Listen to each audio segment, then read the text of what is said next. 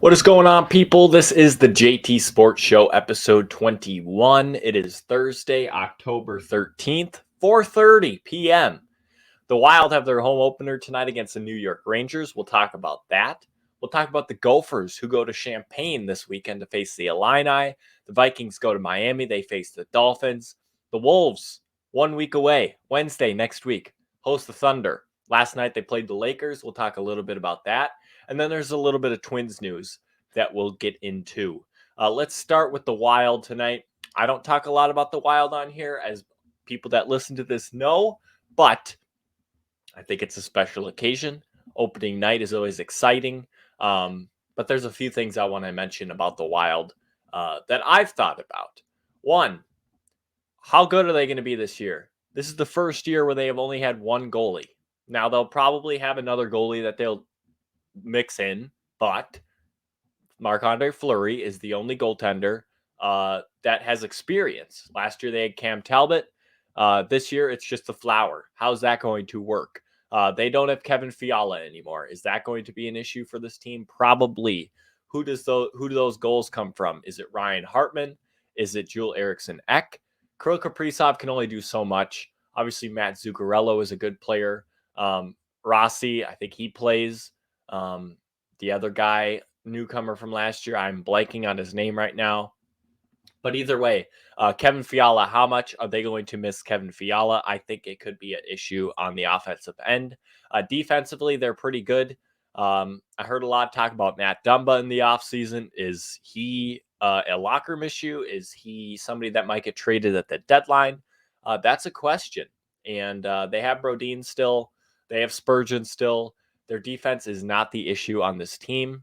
Their goaltending could be an issue. And I doubt, because they've been one of the highest scoring teams in the league. But where did Kevin Fiala's goals mix in this year? That is a question I have. Last thing on the Wild, I know I didn't spend much time on them because I don't have that much to say about the Wild, but I will say this. All I ever hear is all of the positivity surrounding Bill Guerin.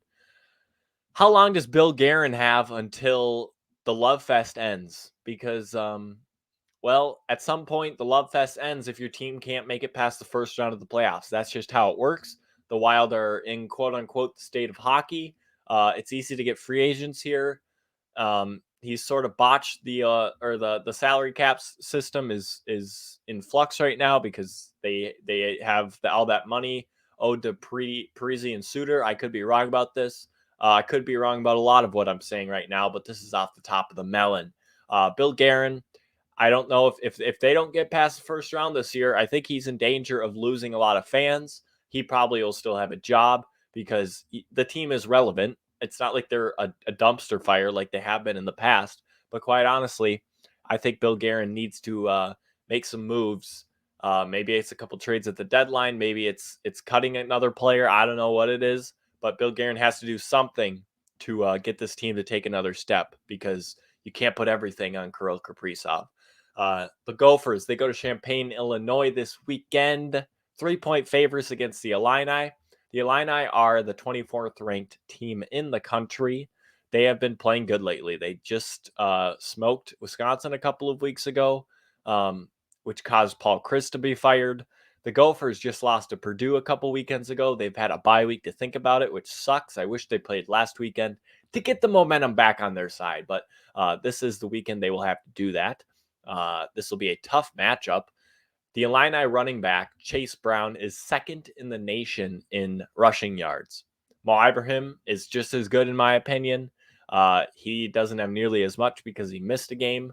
The Illini have also played an extra game over the Gophers, so I think he has like 300 more rushing yards than Mo Ibrahim.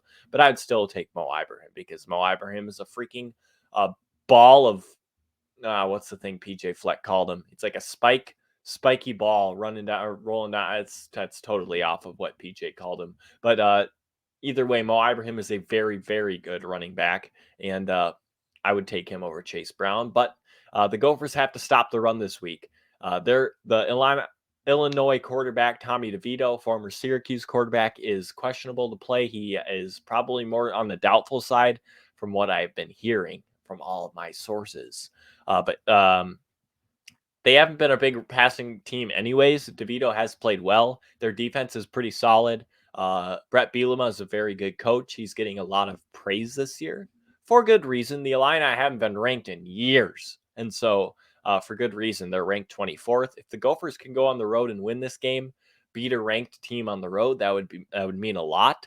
Going into next week's affair against the Penn State Nittany Lions, it's a whiteout in Happy Valley next week. That would be a huge game. 6:30 ABC. Chris Fowler, Kirk Herbstreit on the call. But we cannot look ahead. This is a big game. The Big Ten West is in flux now. The Gophers had it right in their fingertips, and now they lost to Purdue, and it's in flux because there's so many teams in the Big Ten West now. I mean, people wrote off Iowa. Iowa always starts slow. Then they just start winning games without people noticing.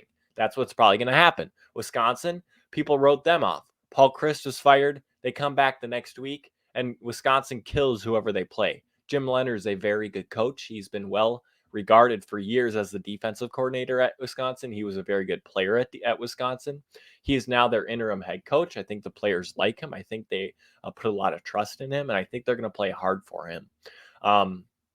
Purdue, the Gophers just lost to Purdue. Purdue is another team that could win the Big Ten West. I mean, they have one of the best passing offenses in the entire country. Yes. Nebraska. I mean, people wrote them off. They're not going to win. I could already say that. But they are like tied or maybe one back of the lead in the Big Ten West. I highly doubt they win. They have too much going wrong in that whole program. But Nebraska is obviously there. Am I missing a team? I don't know. The Gophers are obviously there. Illinois is there. So I named Wisconsin, Iowa, Nebraska, Minnesota, Purdue, and Illinois. That's 6 teams that have a chance at winning the Big Ten West. I'll say 5 teams. Nebraska's not winning. 5 teams that could win the Big Ten West. Every single game matters. The Gophers cannot lose this game to Illinois because then they lose 2 in a row, and then they have to go face a very difficult game in Happy Valley next week in a whiteout against Penn State. Let's talk about the Vikings. The Vikings go down to Miami this weekend on Sunday to face the Miami Dolphins. Mike McDaniel, their head coach, funny guy. If you ever go want to listen to someone talk that's funny, go watch his press conferences. He's a football coach that's funny. 2 things that don't really mesh. But either way, Mike McDaniel said that Tua's not playing this week. He is throwing for the first time yesterday, but he is not playing this week. Teddy Bridgewater will not be back on the field until Saturday, I think he said. Very unlikely he plays. He was saying basically everything's pointing towards Skylar Thompson, the Kansas State rookie, starting this game against the Vikings. The weapons that the Dolphins have are weapons the Vikings haven't had to face yet. Tyreek Hill and Jalen Waddle. Now, when the Vikings faced the Eagles, they had A.J. Brown and Devontae Smith, two different wide receivers. Devontae Smith is sort of similar to the Dolphins receivers, but A.J. Brown is just a ball of strength. Ball of strength. A.J. Brown is a ball of strength. Devontae Smith is more lean. He's faster, sort of like the Dolphins receivers, Tyreek Hill, Jalen Waddle, Trent Sherfield, those type of guys. Mike Gesicki, he could be a weapon. But if you have Skylar Thompson throwing you the ball, you're not going to be as productive as Tua or even Teddy Bridgewater. Teddy Bridgewater is one of the most underrated backups in this league. And so if he was playing, I would be worried because he can get the balls to the weapons, and the weapons being the receivers and Mike Gesicki. Skylar Thompson, I don't have as much faith. If I was a Dolphins fan, I would not like this game. I would think the Vikings are probably going to win this game. And as a Vikings fan, I think the Vikings will win this game, and they think they should win this game. I'm not sure what the spread is. I did not look. But either way, the Vikings defense should be able to stop Skylar Thompson. He did not do anything against the Jets last week. He hasn't done anything in his career. I mean, he's a rookie. This will be his first start as a pro. That's a lot of pressure. Put some pressure on him, Donatel. Send some pressure. The Vikings are one of the least effective pass rushes in the NFL, according to statistics. Send some pressure. We got to manipulate some pressure now. I can't just sit back and play this zone shell defense that we've been playing all year and letting them just get 10 yards for free whenever they want. That can't happen. That is not going to work late in the season and into the playoffs. You have to get a little more aggressive. Mike Zimmer's defense was always got in trouble because they were too aggressive. Mike Zimmer's defenses were too aggressive and they got burned. For years, they were really good because they had really good players. But then the last few years, they had a bunch of injuries and those schemes stopped working because those guys, Chris Boyd can't play on the outside in a scheme like Mike Zimmer's. Chris Boyd could probably do just as good as Patrick Peterson's doing right now. And I really truly believe that because they're not asking him to do anything. They're just letting him sit back and tackle. I don't know if Chris Boyd can tackle. Maybe Pat Pete's better at Chris Boyd at tackling. But my point is this defensive scheme has to be more aggressive. And this is a great, great opportunity for that to happen. On the other side of the ball, the Vikings offense should do whatever they want. The Dolphins defense is not great. They have some injuries. Xavier Howard is questionable. He did practice. He was a limited participant in their practice today, Thursday, October 13th. But JJ should be able to do what he wants. Thielen, KJ Osborne. The big question that this whole year is how are teams going to cover Justin Jefferson? For example, the Lions double teamed him. Eagles double teamed him. Bears did not double team him. The teams that don't double team him, it's basically a question of if you're an opponent, would you rather have JJ kill you or would you rather have KJ and AT19 kill you? If I was an opponent, I'd say make Thielen and KJ Osborne beat us because they aren't as talented as Justin Jefferson. Justin Jefferson can absolutely take over a ball game like what he did against the Packers, like what he did against the Saints, and like what he did against the Bears this past weekend. The Vikings won all three of those games. One of the two games that he got double teamed, they lost against the Eagles. They almost lost against the Lions. If that says anything, I don't know what Mike McDaniel should be listening to me right now because I think I'm right about that. I think if I was the opposing team, I would double team and triple team JJ. Kirk should they're 29th or 30th against quarterbacks this year. So Kirk should have time. I'm not sure how their pass rush is. They have that Jalen Phillips character, a rookie out of Miami that the Vikings almost selected in the draft last year. But either way, Kirk should have a heyday. Dalvin Cook on the ground should have a heyday. I have high expectations for what the Vikings on offense should do this week. The Dolphins defense just isn't very good. Besides that week against the Bills, I'm not sure what happened that week. But besides that, they've been torched almost every single week. Excuse me. I want to talk about the Wolves a little bit. I know I talk about the Wolves a lot on here, but there's good reason for that. The Wolves are my favorite team. I'm a season ticket holder. The Wolves are massive.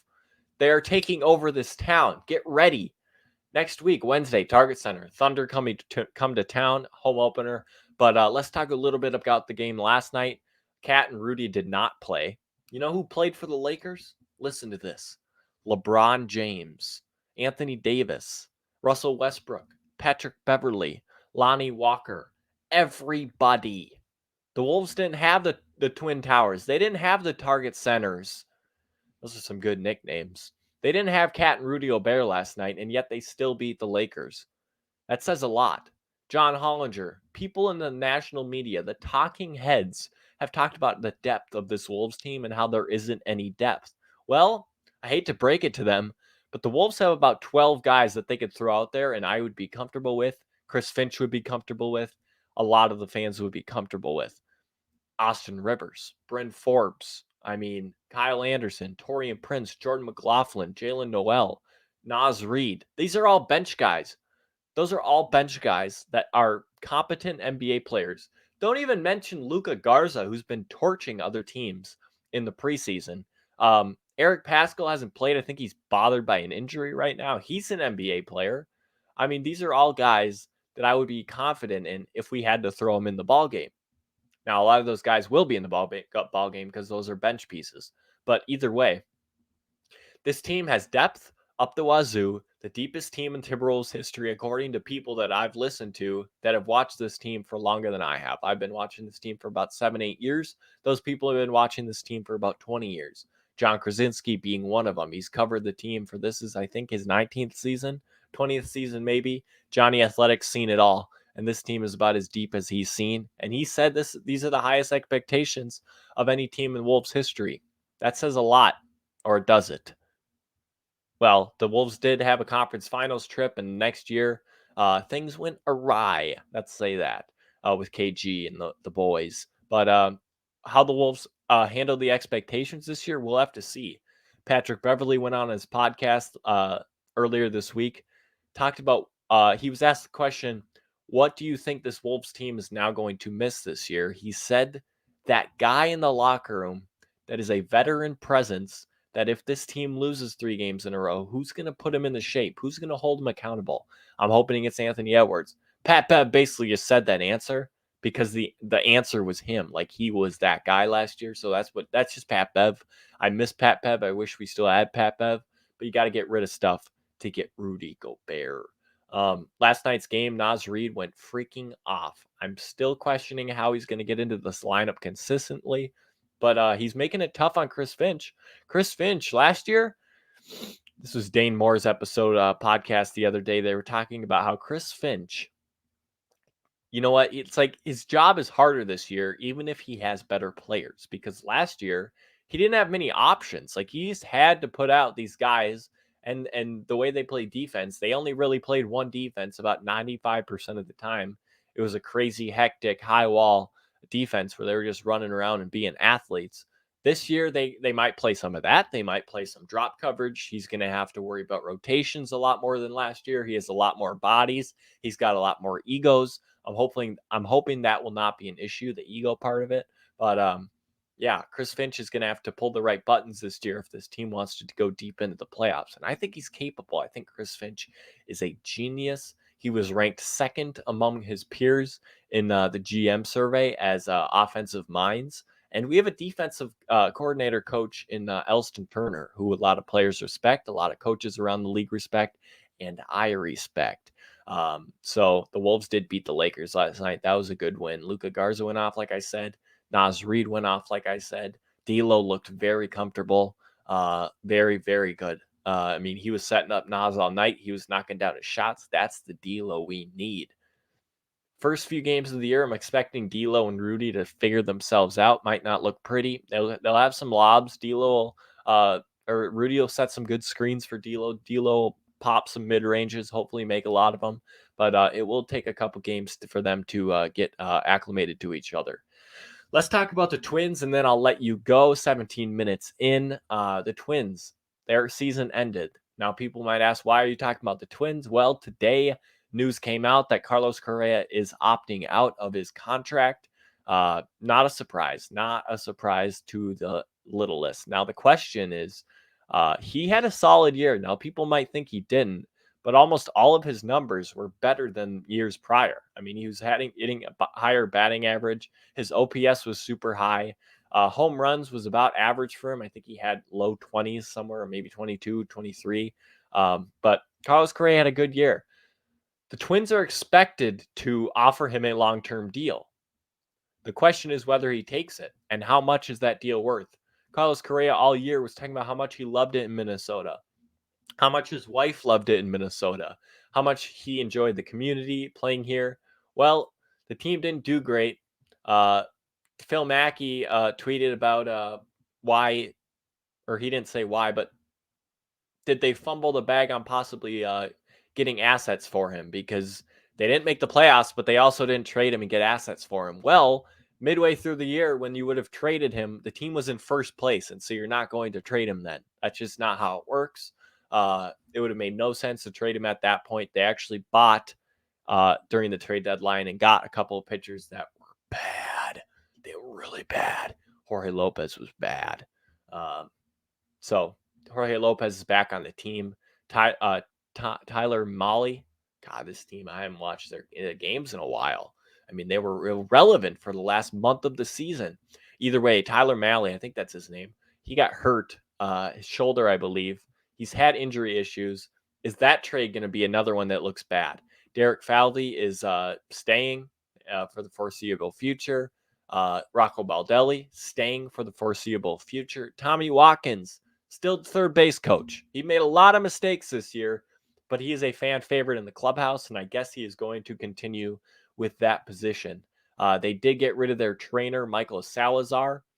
They had a lot of issues. They had the most injuries in all of baseball this year. How much is that on Salazar? I am not sure, but you have to change something up because that can't happen next year. I mean, if that happens again, Baldelli is probably gone. And Falvey, I don't. He wouldn't be gone, but Rocco would probably be gone if they're horrible again next year. Rocco has to be gone, and I don't know how good they're going to be next year. We'll get into that maybe in like 6 months when the season comes. But that is today's episode. I got through all the teams. The Wild, I talked a little bit about the Vikings this weekend in Miami, the Gophers in Champaign, Illinois. The Wolves played last night. They play next week, regular season opener, over under 49.5. Pound the over. And the Twins, Carlos Correa opted out of his contract. Thank you for listening. Please like and subscribe to the JT Sports Show. 2 episodes a week, maybe more. For sure, Sunday or Monday, and then every Thursday there will be a new episode, sort of like what I just did today, talking about what's going to happen this coming weekend with the football, and then what's happened with the Wolves because they play nearly every other day starting next Wednesday. Thank you for listening to the JT Sports Show. As I said, like and subscribe. As I always say, tell a friend, tell a family member. Follow us on all the social media platforms at JT Sports Show on Instagram, Twitter, and TikTok. And everybody have a good day. Peace out.